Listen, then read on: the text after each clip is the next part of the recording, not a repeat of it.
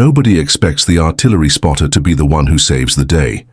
Lieutenant Morgan had told Staff Sergeant Iris Fletcher just hours before chaos erupted across the battlefield.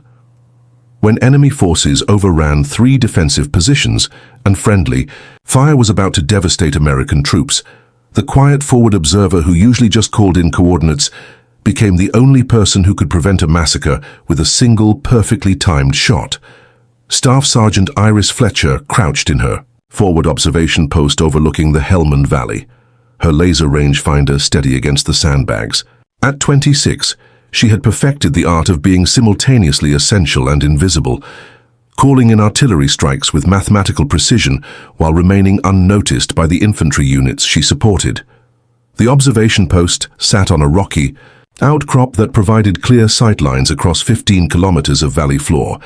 From this position, Iris could coordinate fire support for multiple units simultaneously, turning complex battlefield geometry into simple targeting solutions. Her radio crackled constantly with requests for artillery support, each one requiring split-second calculations that could mean the difference between mission success and friendly casualties. Most soldiers knew her only as the voice on the radio who made explosive problems disappear with clinical efficiency. They had no idea that their calm, professional fire support coordinator had grown up as the daughter of a demolitions expert who had taught her to think in terms of precise timing and calculated destruction. If you want to hear more stories about veterans who shaped battles from positions nobody noticed, make sure to subscribe. These are the stories of soldiers whose quiet expertise changed everything when it mattered most. Iris had been raised by her father, Chief Warrant Officer Daniel Fletcher, who spent 30 years as an Army explosive ordnance disposal specialist.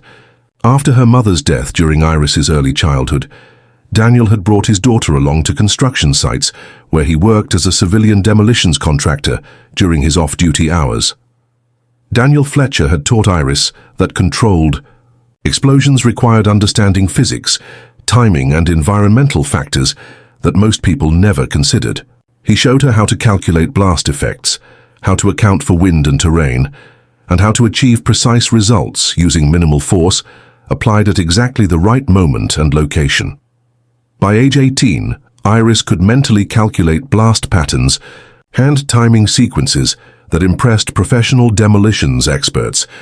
Her father's lessons had given her an intuitive understanding of how explosive energy moved through different environments, knowledge that translated perfectly to artillery fire coordination when she enlisted. The Army had trained Iris as a forward observer, but her real expertise came from years of learning that successful demolitions required patience, precision, and absolute confidence in mathematical calculations. Daniel Fletcher had raised his daughter to see destruction as a tool for creation, clearing obstacles so that something better could take their place.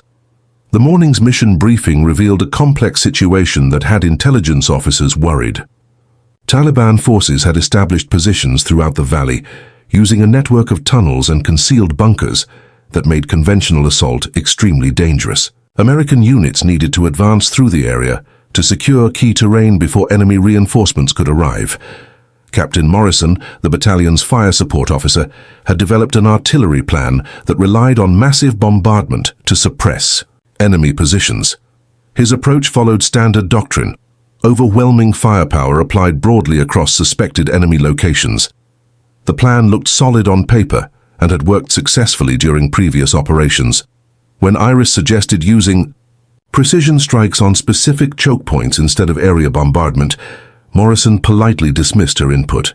He explained that his West Point education and advanced artillery school training had prepared him to design fire support plans for complex operations. Morrison's confidence was understandable. His conventional approach had proven effective in similar situations. Other staff officers supported Morrison's methodology because it minimized risk and followed established procedures. Iris's alternative suggestions about selective targeting and timing seemed unnecessarily complicated compared to the straightforward solution of applying maximum firepower to eliminate threats. Her concerns about collateral damage and ammunition conservation were noted, but not incorporated into the operational plan. Iris spent the evening before the operation studying topographical maps and calculating blast effects for Morrison's planned artillery strikes. The numbers troubled her in ways that had nothing to do with military protocol and everything to do with her father's teachings about precision and responsibility. Her father had always emphasized that explosive force should be applied with surgical accuracy, not sledgehammer brutality. Daniel Fletcher had built his reputation by solving problems that required delicate touch rather than overwhelming power. Iris realized that Morrison's plan would work, but it would also create unnecessary destruction and consume resources that might be needed later. More troubling was her growing certainty that the enemy had anticipated conventional artillery tactics. The tunnel network showed signs of careful engineering, designed to channel and absorb the kind of broad-area bombardment that Morrison was planning. Iris suspected that the Taliban were actually trying to draw American forces into using predictable fire support patterns. The responsibility weighed heavily on her mind as she prepared her equipment for the next day's operation. Her father's voice reminded her that sometimes the hardest part of being right is convincing others to listen when conventional wisdom points in a different direction. The operation began exactly as planned, with American infantry advancing under the protection of Morrison's artillery bombardment. For the first 2 hours, everything appeared to be proceeding smoothly. Enemy resistance was lighter than expected, and ground units made steady progress toward their objectives. Then the carefully coordinated Taliban response revealed itself. The broad-area artillery strikes had failed to damage the underground tunnel. System and enemy forces began emerging from concealed positions that had been untouched by the bombardment. American units suddenly found themselves caught in crossfire from multiple directions, with their predetermined fire support plan unable to address the rapidly changing tactical situation. Morrison's artillery had exhausted most of its available ammunition on the initial bombardment, leaving insufficient rounds for the precision strikes that the new situation demanded. Ground commanders were calling for immediate fire support on specific targets, but the remaining artillery couldn't provide the accuracy needed without risking friendly casualties. From her observation post, Iris could see the entire tactical picture developing in real time. Enemy forces were using the tunnel network to coordinate attacks that exploited gaps in American positioning. The situation was deteriorating rapidly, and conventional fire support solutions were no longer adequate to address the complexity of the battlefield. As reports of wounded soldiers filled the radio networks, Iris realized that someone needed to abandon standard procedures and start thinking like her father had taught her, with precision, timing, and absolute confidence in calculated solutions. Captain Morrison's voice crackled through the radio, requesting immediate fire support on enemy positions that were too close to friendly forces for conventional artillery strikes. The margin for error had shrunk to almost nothing, and any miscalculation would result in American casualties from their own weapons. Iris studied the battlefield through her rangefinder, applying everything her father had taught her about precision timing and controlled destruction. She identified a single structural weakness in the enemy tunnel system, a central support column that held up the main intersection where all the underground passages connected. Instead of requesting multiple artillery rounds on general target areas, Iris called for one perfectly placed strike on coordinates that would collapse the tunnel network without damaging surface positions where American soldiers were operating. The solution required mathematical precision that conventional fire planning couldn't achieve, but it was exactly the kind of calculated destruction her father had specialized in. Morrison initially hesitated because Iris's targeting solution didn't match any procedure he'd learned in training. The coordinates she provided seemed impossibly precise, and the timing had to be perfect to avoid friendly casualties. When Iris explained her reasoning using principles of structural engineering and controlled demolition, Morrison realized she was operating from a knowledge base he didn't possess. The single artillery round struck exactly where Iris had calculated, causing a controlled collapse that eliminated the enemy tunnel network while leaving surface positions intact. American units immediately regained tactical advantage as enemy. Coordination disappeared, turning a deteriorating situation into overwhelming success.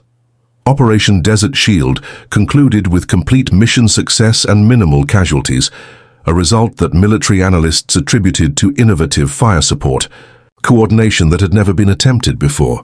Major General Harrison personally reviewed Iris's targeting calculations and recommended her for immediate assignment to the artillery school as an instructor.